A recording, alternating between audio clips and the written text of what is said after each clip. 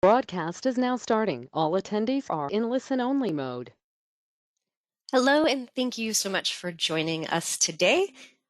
I'm Christina Lynch. I'm the Director of Operations at VacationPort, and here with us we have Toto Vermeule, correct me if I'm saying it wrong, from Oceanwide Expeditions. Before we start the webinar, just a heads up, we will be recording it, so in case you happen late or have to miss any part of it, we'll make sure we send that full recording out after it's been edited and completed. And then just a heads up, there will be some time for questions at the end. And if we miss any or run out of time, we'll make sure to follow up via email.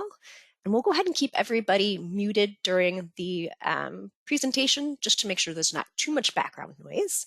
And without further ado, I will go ahead and hand it off to you, Toto. All right, Christina, thank you so much. And you said Toto Vermeule perfectly.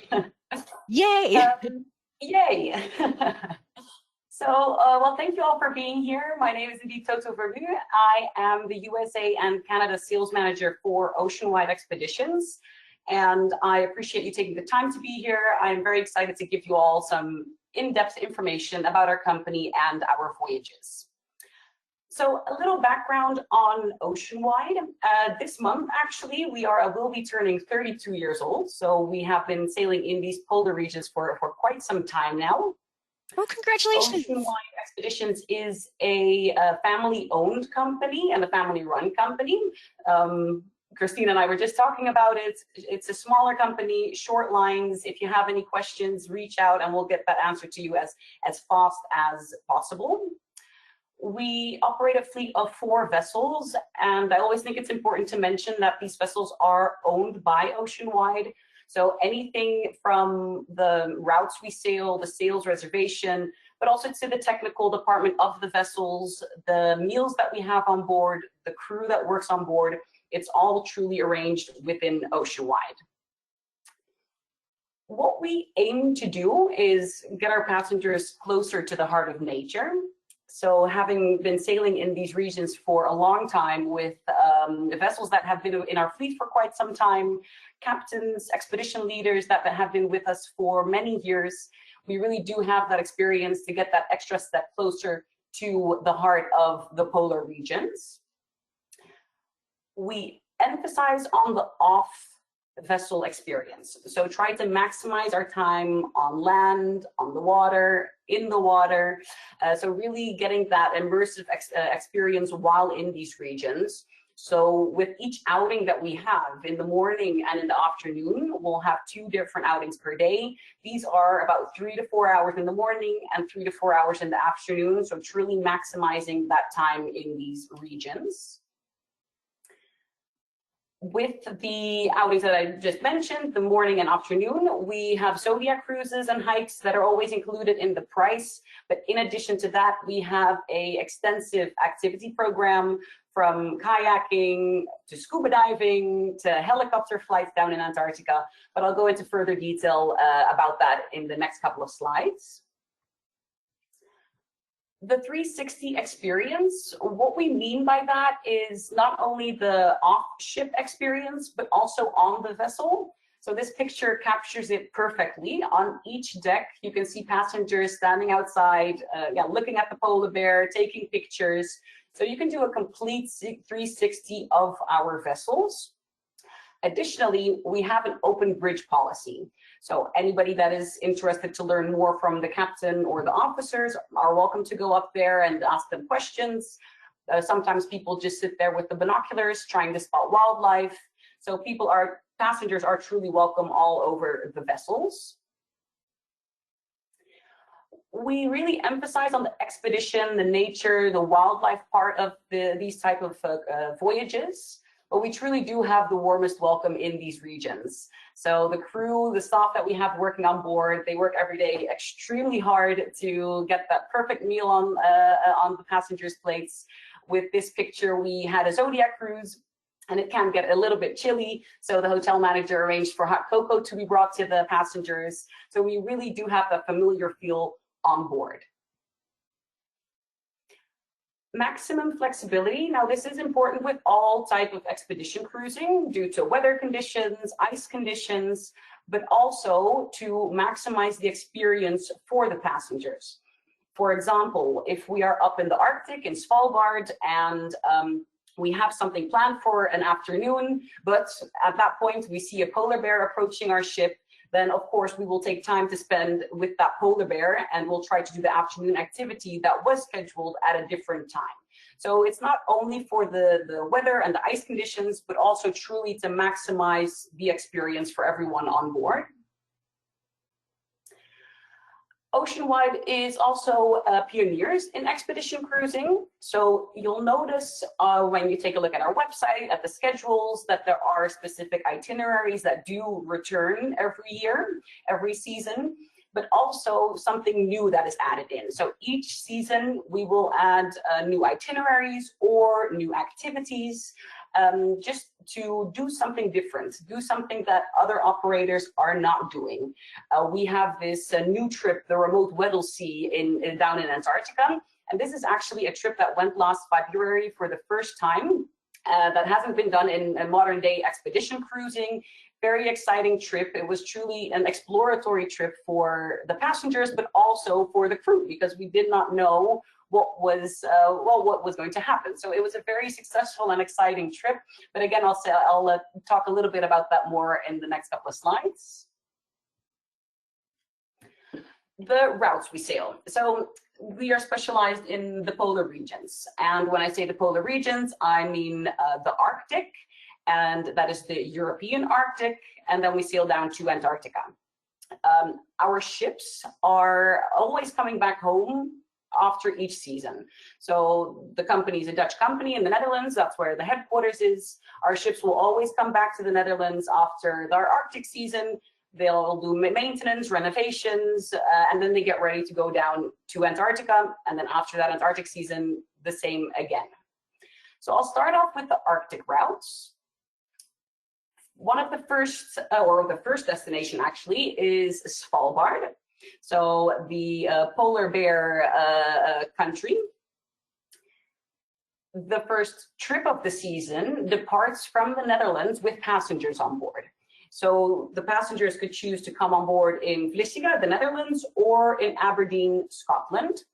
We'll sail up to Fair Isle, Jan Mayen, and then disembark in Svalbard in Longyearbyen, the capital city. This is a repositioning cruise, so it is important to take into account that there are some, quite some sea days, but perfect opportunities to see rare bird species and whales along the way. What is done quite often is that this voyage is combined with a Svalbard trip, so that they sail up to Svalbard and then additionally a North Svalbard itinerary, that they have more chances of seeing the wildlife of Svalbard. So on the picture, we have a blue line and a black line, and we start off in the beginning of the season with the blue line. Reason being is we do the circumnavigation, but we have ice strengthened vessels, the highest class ice strengthened vessels, but not icebreakers. So we need to wait until a little bit later in the season that the ice has retreated, that we can do a complete circumnavigation. Now, Svalbard is truly the wildlife Valhalla. The variety of wildlife to be seen here is impeccable. For many, the polar bear is indeed number one on their lists, but you have the walruses, the reindeer, the Arctic foxes, multiple bird species, whale species. So it is truly a perfect place to see different types of wildlife. It feels a bit more like a safari, like a polar safari. So you have to look a little bit harder for your wildlife, but the variety is truly impeccable. And sailing up north into the pack ice is also an experience that it's breathtaking. It's flat sea ice. Yeah, as far as you can see, the only thing you hear is the cracking of the ice. Truly wonderful destination to visit. So on this slide, I have a short little 30-second video to give you some impressions of Svalbard.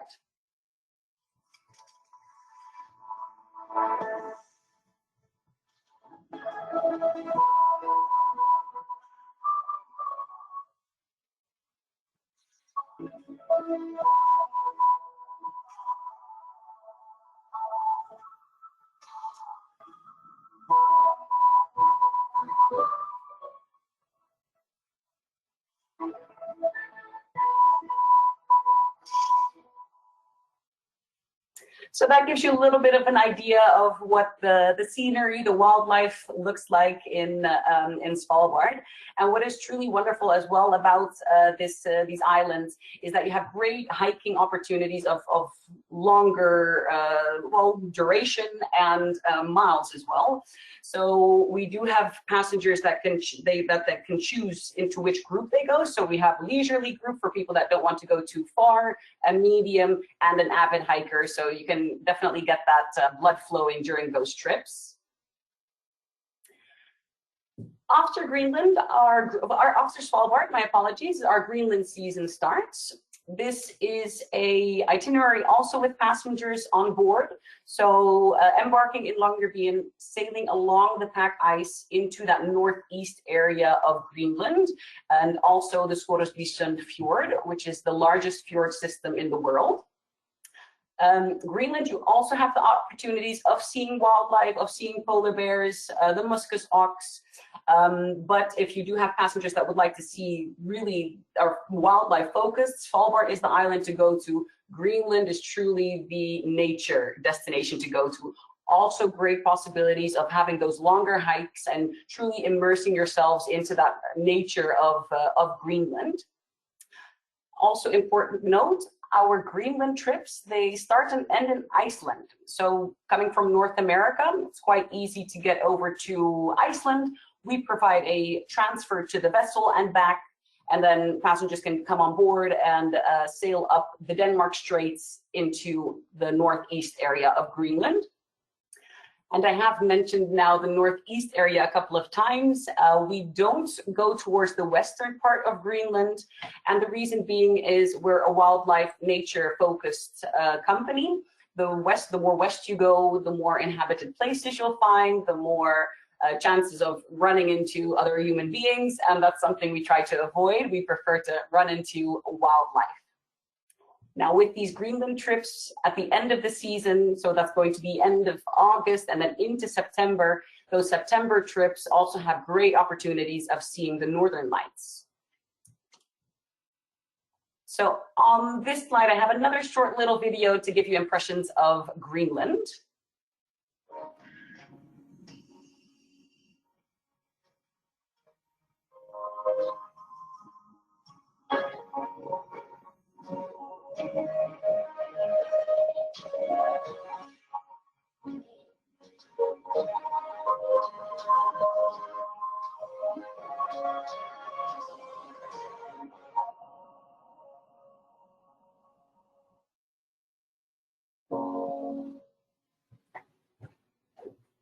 So again, absolutely fantastic nature, the Northern Lights, being under the stars, a fantastic, beautiful destination. Our Northeast Iceland itinerary. We mostly sail in Svalbard and Greenland, but now we have ventured off towards Iceland as well, but not as much because again, Iceland has more inhabited places and not as much wildlife, but we do notice that the customers do ask for that, so we have added on this Northeast Iceland itinerary. And this is on board our sailing vessel. So at the top here, we have a picture of the Rembrandt van Rijn, our sailing vessel. This trip is at the end of the season. So in October, it's a late trip. Again, the Northern Lights possibilities are great. Whale sightings along the way. And this is a bus supported itinerary. So yeah, it is October. We don't know what the weather conditions will be like in Iceland in that time. So if we are not able to leave port with the ship, we will do our activities with the bus. So after that Arctic season, the ships, they come back home to the Netherlands, they get ready, maintenance, renovations, and then they get ready to go down to Antarctica. One of the first trips of the season is our Snow Hill Island Emperor Penguin colony trip. So to see these fluffy, cute penguins. This itinerary starts in Ushuaia. So most of our trips down to Antarctica start and end in Ushuaia, Argentina. Sailing down the Drake Passage and kind of heading over towards that eastern side of the Antarctic Peninsula into the Weddell Sea. and we tried to get to Snow Hill Island to see the Emperor Penguin colony. We do this on board our vessel, the Ortelius, because she can carry 3 helicopters. Again, we have the highest class ice strengthened vessels, not icebreakers. So we try to position the vessel as close as possible to the island, and then we'll use the helicopters to bring passengers ashore, as opposed to the Zodiacs, the dinghy boats. Next to Antarctica, we sail the South Georgia Islands as well, and the Falkland Islands. And we have combined that into one full itinerary, start and ending Ushuaia, Falkland Islands, South Georgia, then heading down to Antarctica, and then back up to Argentina. This is a fantastic trip for passengers that want to get the complete sense out of it, I would say, because on the Falklands and South Georgia, you have a lot of penguin species that you can't find in Antarctica.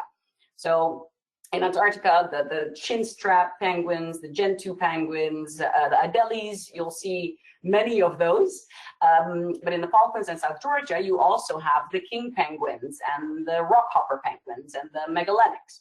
So you have a truly penguin special trip with this itinerary, and also extra nature. The colors that you see in Antarctica above the water are black and white. When you go over to South Georgia, the Falklands, you'll have more coloring in the nature, more vegetation on land, a little bit more of the flora and fauna with these 2 islands addition to Antarctica. Multiple Antarctic Peninsula trips. So all these different colors are going to be different durations, different destinations. At the end of our Antarctic season, we also have multiple Antarctic Circle crossing voyages, so going further down south. And one of the itineraries that is something that Oceanwide invented back in 2012 is the base camp. So we sail down to the Antarctic Peninsula, and all the pictures or all the activities that you see here on the pictures are included in the price.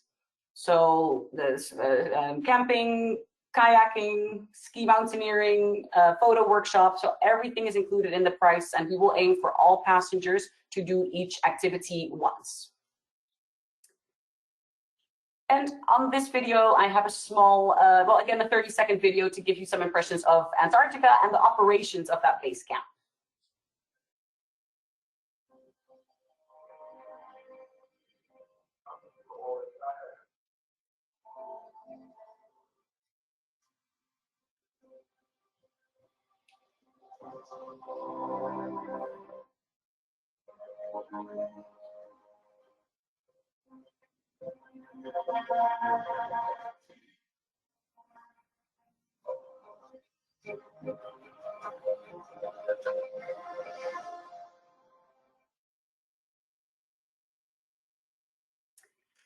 So again, that gives you a little bit of an idea of what it looks like, what the activities look like once you are down in Antarctica.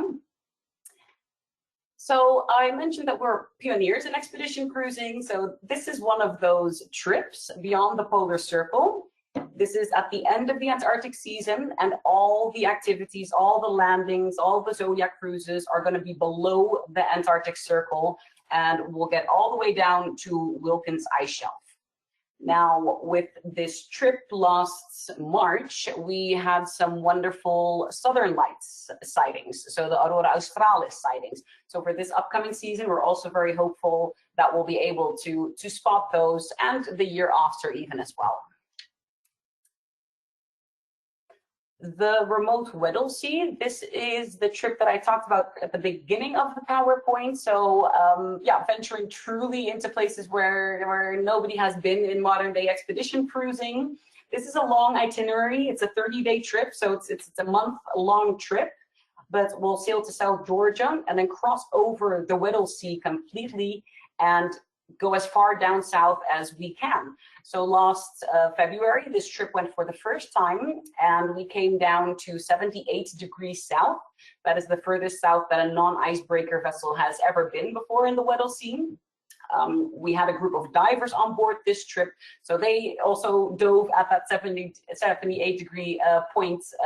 So that's where nobody has ever dived before. So it was truly an exploratory, successful, fantastic trip for everybody, for truly everybody on board. At the end of our Antarctic season, we have, again, a repositioning cruise with one of our vessels. You could choose to include Antarctica or start the Atlantic Odyssey straight away. So from Ushuaia, South Georgia, Go Island, Tristan da Cunha, St. Helena. These are some of the most remotest islands in the world. And like Go Island and Tristan da Cunha, there's no other way to get there than with expedition vessel. It is also a longer itinerary, a 27-night trip, but truly amazing to experience. Whales along the way, very popular amongst birders because there are a lot of bird species along these islands that you can't find anyplace else in the world. And then passengers could choose to disembark in St. Helena or to stay on board and disembark in Praia, Cape Verde. So the different activities that we offer during these itineraries. As mentioned, the Zodiac cruises and the hikes are always included in the price on all the Arctic and Antarctic voyages, and we'll aim for a Zodiac cruise and landing in the morning and in the afternoon. Kayaking is something that we offer in both poles, so both the Arctic and Antarctica, and this is also part of the base camp, but it can also be booked on a select amount of trips as an extra activity for people that want to go kayaking more often, for example. So then they can book it as an extra activity, and then with each outing, essentially, they'll be able to go kayaking. The photo workshop, that's something that we offer in both poles, and actually down in Antarctica, we have a photography special voyage with the Falklands, South Georgia, and Antarctica for anybody that really wants to improve their skills and get that perfect shot. Mountaineering is an activity that we offer down in Antarctica as part of the base camp as well. Anybody can join, so if people have done it before or if people have not done it before, once on board, we'll try to get everybody with the same experience into the same group that they will be able to do the specific activity together. And then snowshoeing, also always free of charge if offered in the Arctic and Antarctica. Polar diving, so scuba diving. This is also possible in both poles, but is truly for experienced divers. So yeah, there are certain requirements that they'll have to adhere to. They'll have to bring all their own gear. We provide the tanks and the weights. So it is truly for experienced divers, and actually a very popular activity that has been coming up in the last couple of years. Up in the Arctic, we also offer ski mountaineering only in the month of, well, end of April into May, because then there's still enough snow in Svalbard, and this is always on board our sailing vessel, the Rembrandt van Rijn.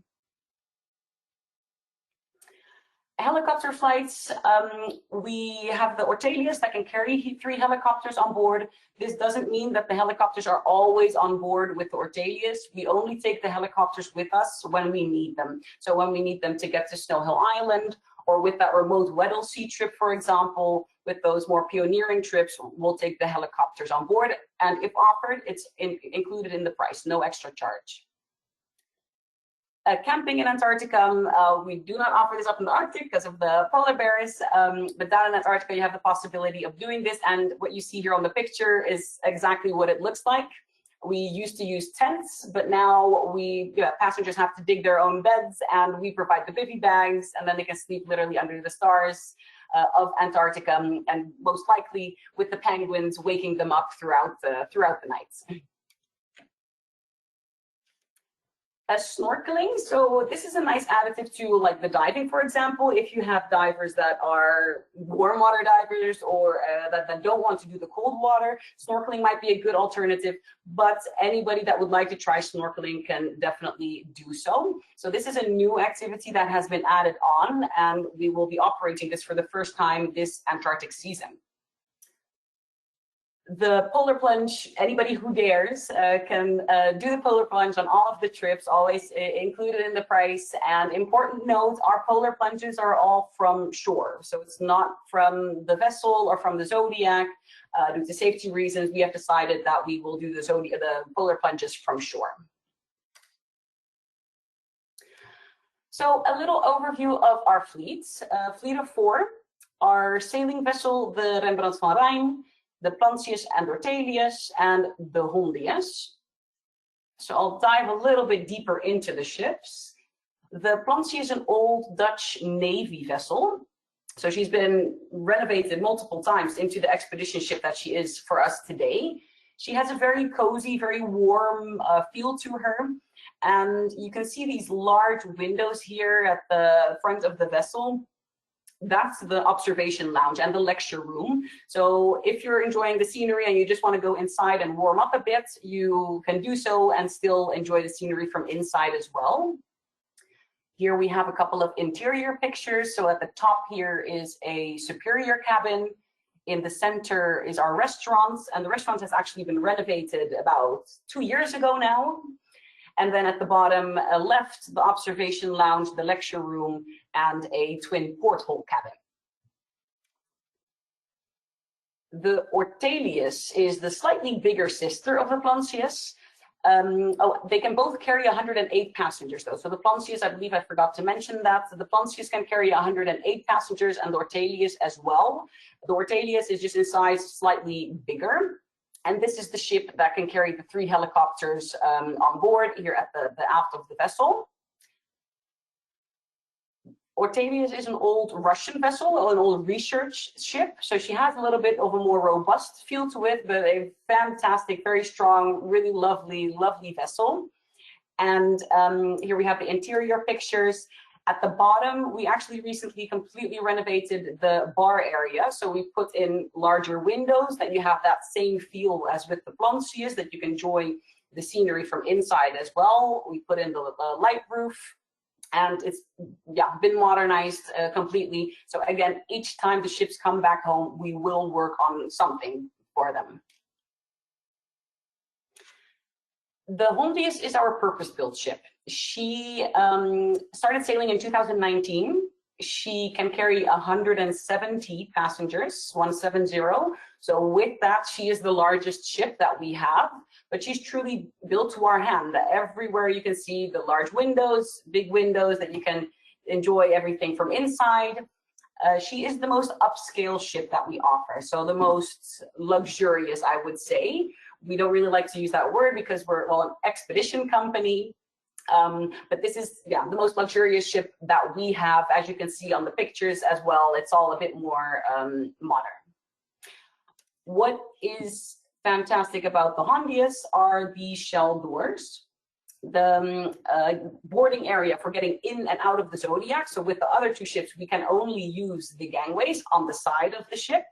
But with the Hondius, it's quite easy actually. So in the center picture here, it's literally just walking down the stairs and then stepping into the Zodiac. So it goes extremely fast. We have 2 shell doors. It takes almost just as long to get 170 passengers off of this ship as it does to get 108 off of the other 2 vessels.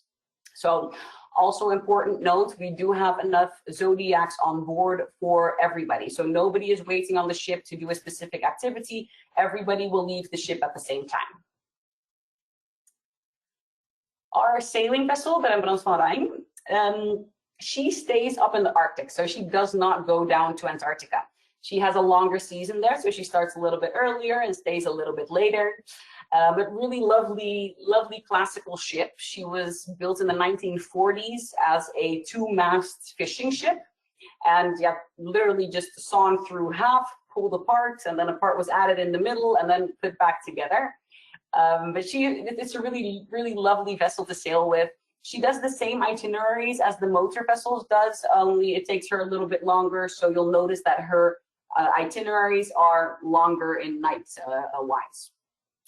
As you can see here on the inside, it's all quite cozy. So the lecture room is also the restaurant. That's also the area where people could play a game, get to know each other, or read a book, or just relax for a moment.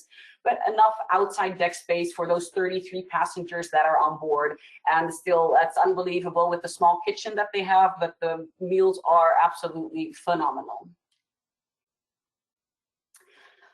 Our staff. So we have a staffing team in the Netherlands, and at the head office, and they make sure that our staff is well mixed on board, so that we have a nice mix of knowledge. That there's a marine biologist, that there's a glaciologist, that there's a historian, so that we have a lot of knowledge on board. And the staff that we have working for us, a lot of them have been with us for many, many years. They come and then don't really leave. It is absolutely a fantastic group of people, and they are truly the ones that make the trip. We are all privileged to be able to sail in these areas, other companies, other vessels as well. But the crew that we have working on board are truly the people that make the voyage even more memorable for the passengers. So they are so extremely important. A part of the staff is also the doctor. So we have a doctor that comes on board all of the trips. There's a little hospital with first aid supplies, but there's only so much a doctor can do. So this next slide is also very important, the safety on board. Before a trip even leaves port, the captain or first officer will give a briefing about the safety on board. There will be a drill, so that's the right top picture here, and what to do if the alarm goes off. But not only on board, but also how to get in and out of the Zodiac from the vessel, but also from shore, how to keep everything safe for us and also safe for these beautiful areas that we are able to visit. On this slide, I just have a little bit of our contact info. So at the left top here, that's going to be our website, our head office information. At the right is our US and Canada office. So they would be the ones to be in contact with if you are in the America, so North, Central, South America. And yeah, my name is Toto Vermeer here with my email address.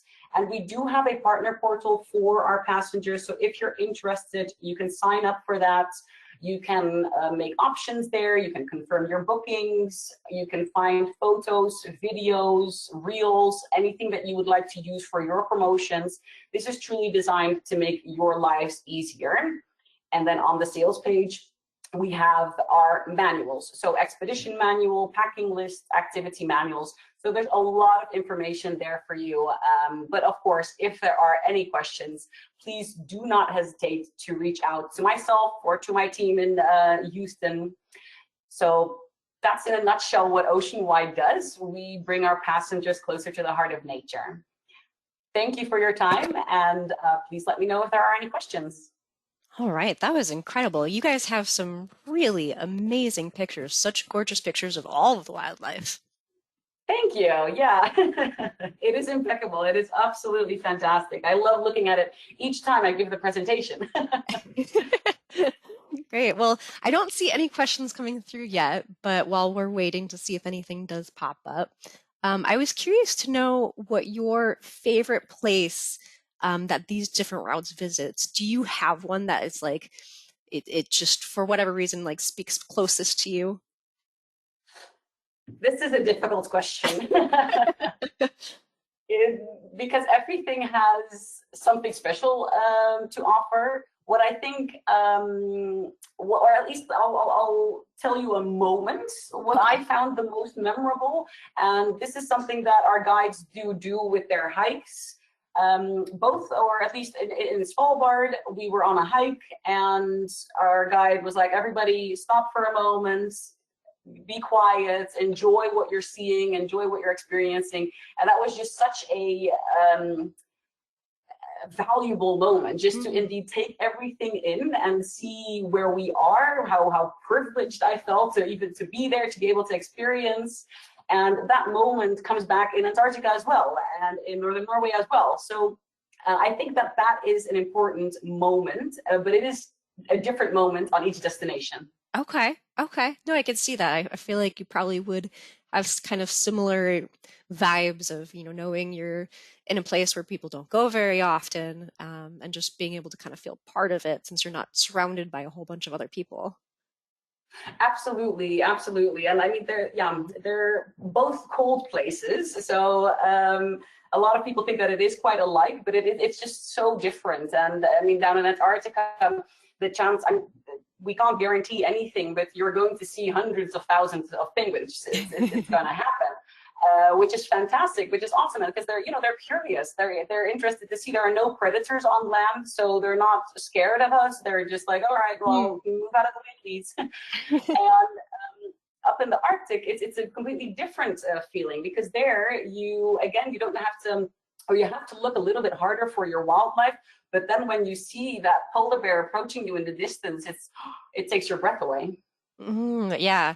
Okay. No, that makes sense. I think you cheated a little bit, but I'll take it. So you were talking a little bit about how there's hiking, there's kayaking, there's a lot of things that you can do, but you did mention there's kind of some different levels for like the hiking, for example. Is there like a Yes. minimum kind of activity level that, that advisors should be looking for when they're trying to assess whether, their clients would be a good fit or not? Well, with these hikes, that is something that is assessed on board. So before we land at a specific place, our guides will, as best as possible, because with ice and weather conditions, you never know what the terrain exactly is going to be like. But they will advise passengers on the type of terrain that we expect to experience. And before each outing, each passenger can choose what they would like to do. So if, for example, they did the medium hike in the morning and thought, well, I think I can do more than that, then let me try the afternoon, the faster hike, or potentially wanting to take it a little bit more slow. So that is entirely up to the passenger prior to the start of the outing. Okay. Okay. And what do you typically see as like when you're looking for somebody who's going to be a really good fit for going on one of these expeditions? Is there anything that, is like a good tell for identifying who would be best suited to this? Absolutely. Well, I mean, nature lovers, Right. wildlife lovers, and a different variety of, because that's why I think it's interesting to see what type of groups we, for example, have on board, because with these type of voyages, you have the birders that are interested because of those rare bird species down in Antarctica or up in the Arctic. But we also have the diving groups that are interested in our voyages, because they want to go underwater and experience these places underwater. Photography. So these type of voyages really pulls to a wide variety of people's interests, but essentially into the passenger itself it is an adventurous type person, but they don't have to be athletes or anything like that. I mean, it's not that we're it's not super intense, but overall the passengers should be interested in also learning more. It's not a vacation when they come on board our ships. It's truly an educational experience.